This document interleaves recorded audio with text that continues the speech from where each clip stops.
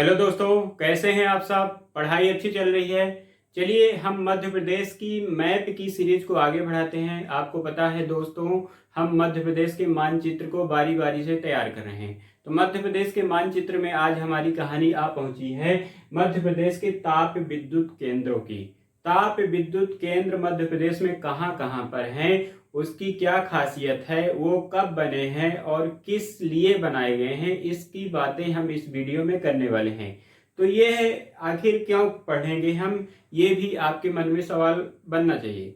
मैं हर बार बोलता हूं कि मैं कुछ भी पढ़ाता हूं तो सबसे पहले आप दिमाग में सोचा करिए कि आखिर ये भाई साहब, यह मेरा दोस्त जो बक बक कर रहा है, आखिर पढ़ा क्या रहा है। तो यहाँ पर मैं मध्य प्रदेश का ताप विद्युत केंद्र क्यों पढ़ा रहा हूँ। तो मेरे दोस्त, मेरे भाई, यदि आप व्यापम की परीक्षा की तैयारी करते हैं और एमपीपीएससी प्री की भी तैयारी में लगे हुए हैं, चलिए मेंस की तैयारी में भी लगे हुए हैं, तब भी आपको ऊर्जा से संबंधित, एनर्जी से संबंधित वाले टॉपिक में ये चीजें आपको पढ़ने को मिलती हैं। और व्यापम का जो वनडे एग्जाम है, चाहे वो एमपीएसआई हो, एमपी पुलिस हो, जेल पहरी हो, लेबर इंस्पेक्टर हो, पटवारी हो, जितने भी एग्जाम होते हैं व्यापम की परीक्षा में पीवी के द्वारा, वो सब के सब क्या पूछते हैं, छोटे छोटे क्वेश्चन। क्योंकि देखिए, एक दिन में बहुत सारे पेपर होते हैं और हर टाइप के क्वेश्चन को पूछ लिया जाता है। जैसे मैंने पूछ लिया, चांदनी ताप विद्युत केंद्र बताइए कहाँ पर है, तो आपको पता होना चाहिए। या फिर मैंने आपसे पूछ लिया कि नेपा नगर, यानी जो नोट छापने वाला कारखाना है ना, नेपा नगर के लिए विद्युत सप्लाई कहाँ से होती है। तो ऐसे तमाम तरह की चीजों की बात हम इस वीडियो में करने वाले हैं। तो बने रहिए मेरे साथ। मैं हूं शिवेन पांडे, आपका दोस्त, आपका भाई। स्वागत करता हूं नमस्ते गुरुजी क्लासेस रीवा में। आइए वीडियो की शुरुआत करते हैं, ज्यादा देरी ना करते हुए। तो मध्य प्रदेश ताप विद्युत केंद्र की बात करते हैं। तो आप सबको पता है मेरे दोस्त, मेरे भाई, 1 नवंबर 1956 को मध्य प्रदेश का पुनर्गठन हुआ था। कितना शानदार जीके मैंने आपको बताया।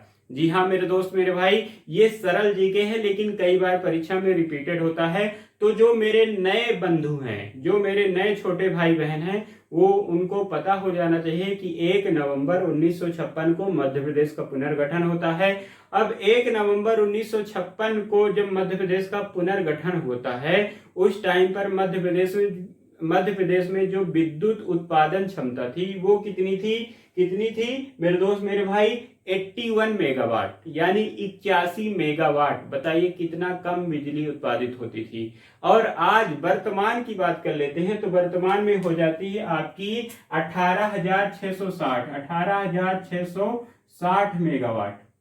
देखिए कहां पर होता था 81 मेगावाट, अब हो रहा है 18,660 मेगावाट। हम इतना बढ़ गए हैं, मतलब कुछ ना कुछ विद्युत उत्पादन क्षमता बढ़ा है। तो यह कैसे बढ़ा है, कुछ इसमें जल विद्युत केंद्र भी आ जाता है, कुछ ताप विद्युत केंद्र भी आ जाता है। तो यहाँ पर हम जो बात करने वाले हैं, ताप विद्युत केंद्र की बात करने वाले हैं। जल विद्युत केंद्र की बात हम संभवतः कर चुके हैं परियोजनाओं वाले टॉपिक में। नहीं किए होंगे तो हम आगे भी चल के कर लेंगे।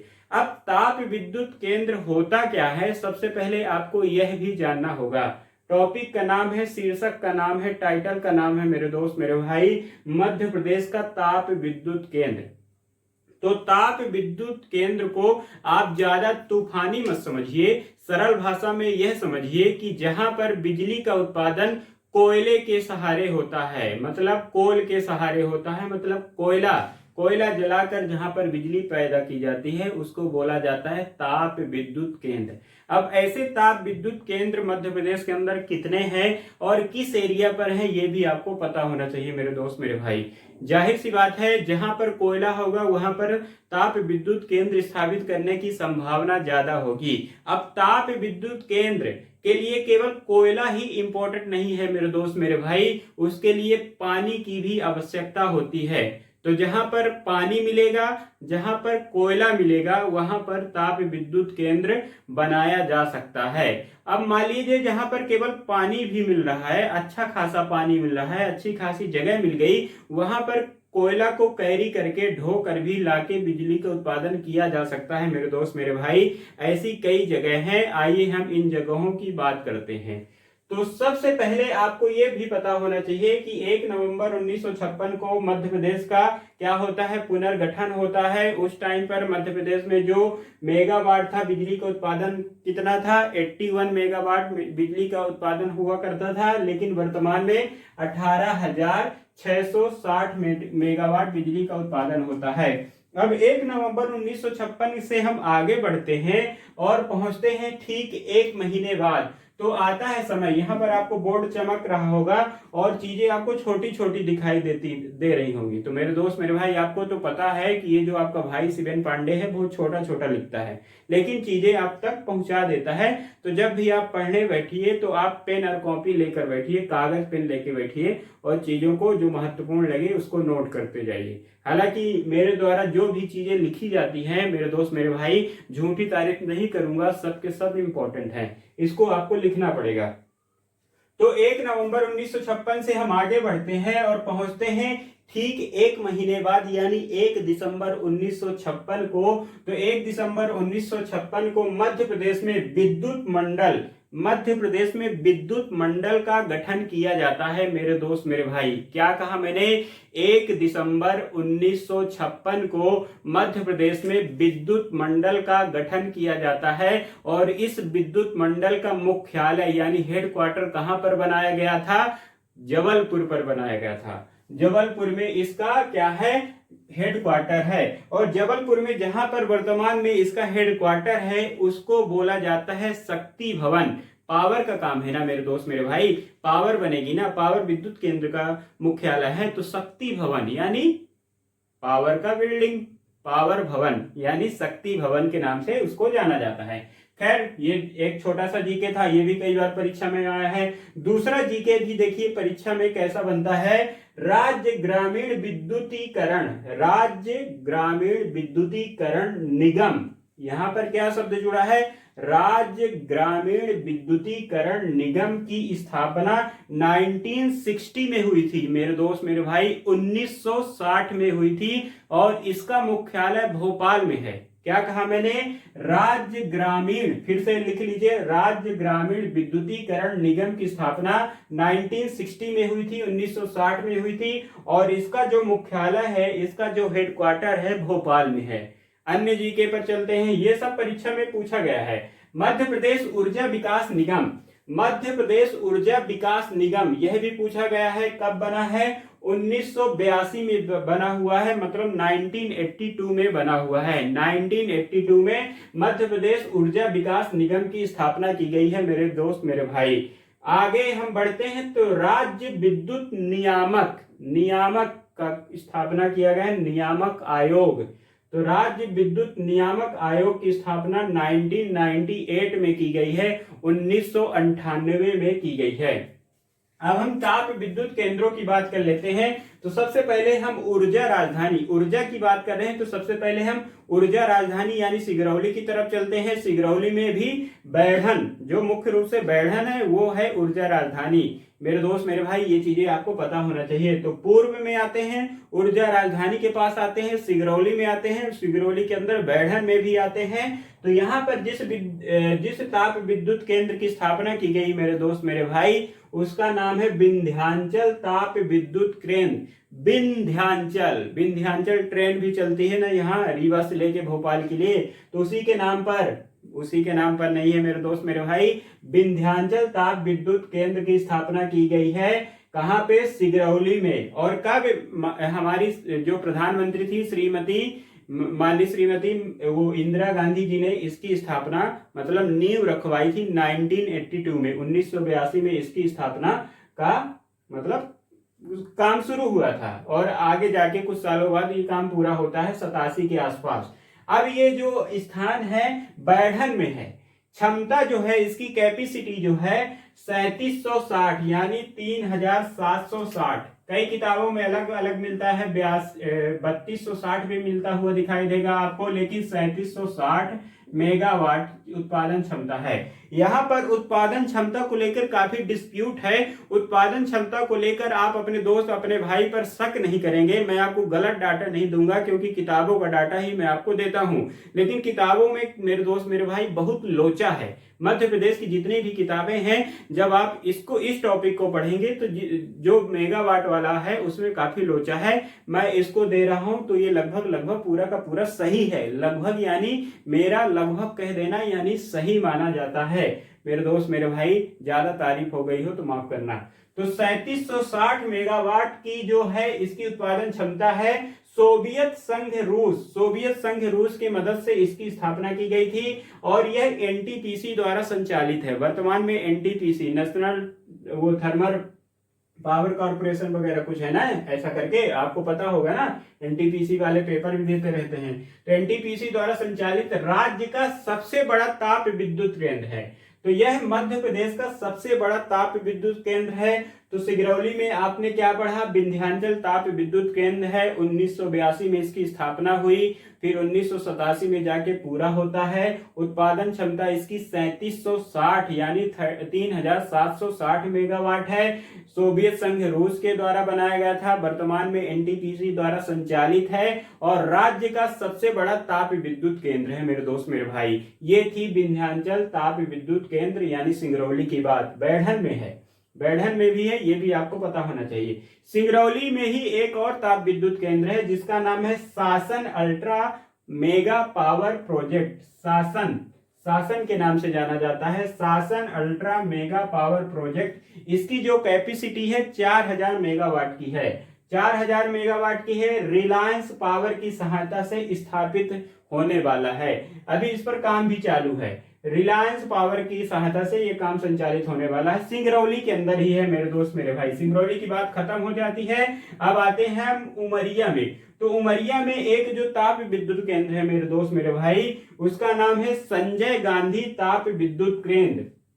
संजय गांधी ताप विद्युत केंद्र का एक और नाम है वीर सिंह पाली। क्या नाम है? वीर सिंह पाली के नाम से भी जाना जाता है और यह उमरिया जिले के अंतर्गत आता है। अब मेरे दोस्त मेरे भाई, मैंने कहा था कि ताप विद्युत केंद्र वह केंद्र होता है जहां पर कोयले की मदद से बिजली उत्पादन का काम किया जाता है। तो सिंगरौली का काम ठीक है, सिंगरौली में अच्छा खासा कोयला मिलता है, उमरिया में भी अच्छा खासा कोयला मिलता है। तो उमरिया में कोयला तो ठीक है मिल गया, लेकिन यहाँ पर जो पानी है, पानी कहाँ से मिलता है? जोहिला नदी से मिलता है। तो उमरिया का जो संजय गांधी ताप विद्युत केंद्र है, जोहिला नदी से यहाँ पर वाटर सप्लाई होती है और कोयला तो ठीक है पा ही जाता है जुगाड़ करके। और जो इसकी क्षमता है कितनी है?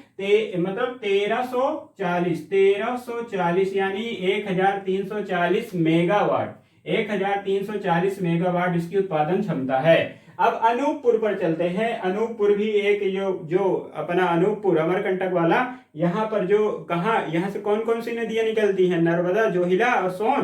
तो यहाँ पर भी अमरकंटक ताप विद्युत केंद्र है। तो अनूपपुर में आपको पता होना चाहिए अमरकंटक है। अमरकंटक से कई सारी नदियां निकलती हैं, लेकिन महत्वपूर्ण है 3। और इसकी लंबाई आप कमेंट पर बता दीजिए कि अमरकंटक की ऊंचाई कितनी है। और यहाँ पर 400 मेगावाट की उत्पादन क्षमता वाला ताप विद्युत केंद्र बनाया गया है। अनूपपुर पर अमरकंटक नामक ताप विद्युत केंद्र है। 400 मेगावाट की क्षमता का यहाँ पर क्या है? ताप विद्युत केंद्र स्थापित किया गया है। अब यहाँ पर जो वाटर सप्लाई होती है सोन नदी के द्वारा होती है। सोन नदी के द्वारा जल पूर्ति होती है।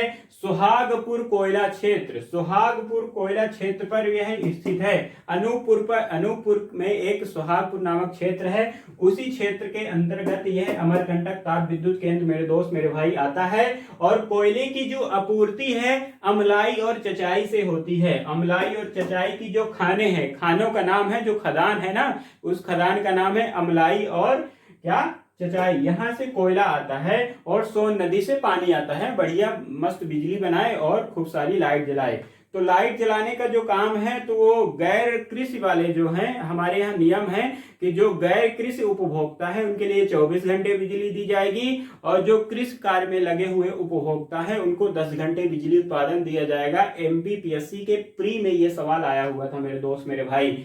अब छिंदवाड़ा में चलते हैं। चलिए, सिगरौली काम खत्म, उमरिया का काम खत्म, अनूपपुर का काम खत्म, यहाँ पर हम छिंदवाड़ा में आ जाते हैं। तो छिंदवाड़ा में मेरे दोस्त मेरे भाई पेंच ताप जल विद्युत केंद्र है। पेंच ताप जल विद्युत केंद्र है और उसकी जो उत्पादन क्षमता है 1320 है, यानी 1320 है। उमरिया के बाद, छिंदवाड़ा के बाद हम चलते हैं जबलपुर में। जबलपुर के नाम से ही जबलपुर ताप विद्युत केंद्र है। इसकी जो उत्पादन क्षमता है 15 मेगावाट, बहुत छोटा है, उछल्ला टाइप का है। 15 मेगावाट का उत्पादन क्षमता वाला ताप विद्युत केंद्र बनाया गया है जबलपुर में। अब जबलपुर में कोयला वोयला तो होता नहीं, दूरी से ढोकर लाएंगे कोयला और कहीं से पानी का जुगाड़ करके बिजली बनाएंगे। तो कितना बनाएंगे? 15 मेगावाट। अरे बेकार टाइप का है, कोई बात नहीं, आवश्यकता है।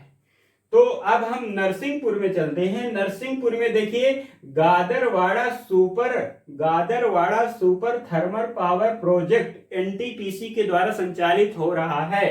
गादरवाड़ा, क्या नाम है? गादरवाड़ा। मैं फिर से नाम लिख देता हूं, शायद आपको देखने में दिक्कत हो रहा हो। तो Gadarwara super thermal power project NTPC के द्वारा संचालित होने वाला है और इसकी जो उत्पादन क्षमता है 3200 यानी 3200 मेगावाट है। नरसिंहपुर के अंतर्गत आता है। तो ये चीजें आपको क्लियर हुई? चलिए ठीक है, चीजें क्लियर हो गई तो अच्छी बात है। आप यार मतलब पढ़ते तो हैं लेकिन वीडियो को लाइक नहीं करते हैं, तो वीडियो को लाइक भी किया करिए, चैनल को सब्सक्राइब भी करा करिए और दोस्तों को शेयर भी करा करिए। मेरे दोस्त मेरे भाई, आपके जैसा हूं, मैं कोई बहुत बड़ा ज्ञानी नहीं हूं, लेकिन चीजें आपको सही तौर पर पहुंचाने की कोशिश करता रहता हूं। अपना दोस्त और अपना भाई मान के वीडियो देखिए और अगर अच्छा लगता है मेरे दोस्त मेरे भाई, कोई जबरदस्ती नहीं है, कोई जबरदस्ती की बात नहीं है। नमस्ते गुरुजी क्लासेस में यदि आपको अच्छा लगता है तभी आप लाइक करिए, तभी आप शेयर करिए, तभी आप सब्सक्राइब करिए, ठीक है। लेकिन ना अच्छा लगने का सवाल आपके दोस्त आपके भाई से यदि आप जुड़ेंगे तो प्रश्न ही नहीं उठता। ऐसी कोई बात नहीं है कि यदि आप पढ़ाई करते हैं तो नमस्ते गुरुजी क्लासेस यानी शिवेन पांडे को आप क्या करेंगे? लाइक नहीं करेंगे, बिल्कुल करेंगे। आज नहीं तो करने लगेंगे धीरे धीरे, लेकिन गारंटी है करेंगे यदि आप ईमानदारी से पढ़ने वाले हैं तो। ये मेरा दावा है, बाकी बातों पर मेरा दावा नहीं है, पर इस बात पर है। तो क्या है? Gadarwara super thermal power project NTPC के द्वारा संचालित है। नरसिंहपुर की कहानी खत्म होती है, बैतूल के पास आते हैं। बैतूल के पास आते हैं तो मेरे दोस्त मेरे भाई, बैतूल के पास जब आते हैं तो यहाँ पर सारणी सतपुड़ा ताप विद्युत गृह की स्थापना की गई है। और कब की गई है? 1967 में, यानी 1967 में। और इसकी जो उत्पादन क्षमता है मेरे दोस्त मेरे भाई 1330, कितनी? 1330 यानी 1330 मेगावाट। अब जल आपूर्ति, इसके लिए भी पानी भी चाहिए ना, तो पानी इसको तवा नदी से मिलता है। तवा नदी पर एक छोटा सा डैम बना दिया गया है और पानी यहां से जाता है और यहां से पाथरखेड़ा से कोयला भी प्राप्त कर लिया जाता है। पाथरखेड़ा नामक एक स्थान है, यहां से कोयला इसको उपलब्ध हो जाता है और अच्छा खासा बिजली बन जाती है। 1330 मेगावाट बिजली मेरे दोस्त मेरे भाई कम नहीं होती, अच्छी खासी बिजली का उत्पादन बैतूल वाले भी कर लेते हैं। सारणी सतपुड़ा ताप विद्युत गृह कहां पर है? बैतूल में है। बैतूल किसके लिए भी फेमस है? बैतूल में एक जो जनजाति पाई जाती है उसका नाम है कोरकू भी सवाल भी कई बार परीक्षा में पूछा जाता है। अन्य चीजें मैं आपको बताता रहूंगा, लेकिन यहाँ पर मैं ताप विद्युत केंद्र की बात करने वाला हूँ मेरे दोस्त मेरे भाई। अब हम आते हैं खंडवा में। तो खंडवा में सिंगा जी, आपको पता है कि निवाण में सिंगा जी काफी फेमस है। यहाँ पर सिंगा जी के नाम से लोक गायन है, शैली है, संस्कृत है, मेला है। तो मेला वगैरह जब सब लगता है तो इनके नाम पर सिंगा जी ताप विद्युत केंद्र भी खोल दिया गया है। अब सिंगा जी ताप विद्युत केंद्र की स्थापना जो की गई है 2014-15 में की गई है। 2014-15 में की गई है और जिस स्थान पर की गई है खंडवा में, उसका नाम है डोगलिया। क्या नाम है? लिख देता हूं, शायद दिखाई दे डोगलिया। सिंगा जी हर चीज में यहाँ पर सिंगा जी घुसे हुए हैं। सिंगा जी काफी प्रसिद्ध व्यक्ति है यहाँ पर। आपको मतलब कहते हुए लोग मिलेंगे कि सिंगा जी कहा करते थे कि ऐसा होता है। आपको लोग उदाहरण के तौर पर बोलेंगे खंडवा निवाड़, ये जो खंडवा खरवान है, खंडवा और खरगोन का इलाका है, यहाँ पर सिंगा जी यहाँ के भगवान माने जाते हैं। तो सिंगा जी स्थापना वर्ष 2014-15 है। स्थान है यहाँ डोंगलिया। क्षमता जो है इसकी कैपेसिटी है 2520 यानी 2520 मेगावाट का उत्पादन क्षमता है। और 3 मार्च 2019 से काम पर ये लग गए हैं। ठीक है, 3 मार्च 2019 से सिंगा जी पर काम चालू है। बुरहानपुर के पास यदि हम चलते हैं तो बुरहानपुर में मेरे दोस्त मेरे भाई आपको पता है नेपा नगर है ना। नेपा नगर में क्या होता है? पेपर मिल है कि क्या है? पेपर मिल है कि क्या है? प्रिंटिंग मिल है कि क्या है? अखबार बनता है क्या है? कंफ्यूजन हो जाता है बुरहानपुर नेपा नगर में। मेरे दोस्त मेरे भाई चांदनी ताप विद्युत केंद्र है। और यहाँ पर नेपा नगर में क्या होता है? अखबारी कागज बनता है। कई बार लोगों को कंफ्यूज हो जाता है कि प्रिंटिंग प्रेस है कि अखबारी कागज है कि नोट वाली। चलिए कोई बात नहीं। नेपा नगर में क्या है?